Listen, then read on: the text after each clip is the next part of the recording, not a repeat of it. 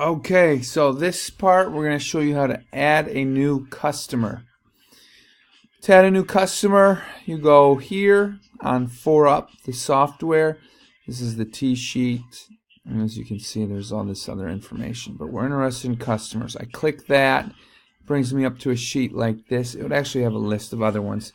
And if here I've got a search under Brewer, which is my last name. I don't want all the customers' information showing up here, so I'm just going to keep it to the Brewer group here.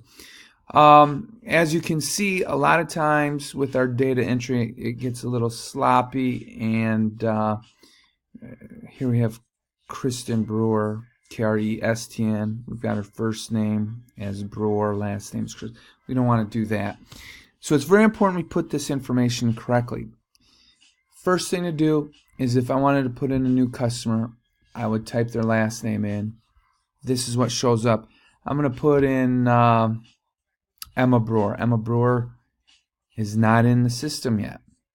Okay, so you can see somebody was testing and messing around and put Kristen in here, and they didn't look to see if she was in here already, and she was double entered. And we don't want to do that because it just makes things confusing. So Brewer, she's not in there. We need to make a new one, so we hit New Customer. Brings up this sheet. Last name. Let's try to spell their name correctly the best way we can. I know sometimes it's difficult when you're trying to get this stuff on the fly. I don't know why that's popping up. But then last name, and look at that. I did it totally wrong.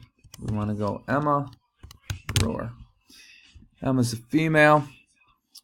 We get her email address. Sometimes we're not going to be able to get all this right away. So we've got her name. Hopefully we get her phone number. And then we hit Save Changes. So we save that.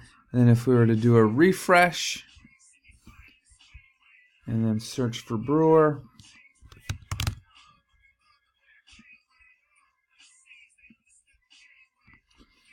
there she is. So Emma's in there now, right along with Theo and Kristen and whatnot. So that's how you add customers, and I hope you found this informative and easy.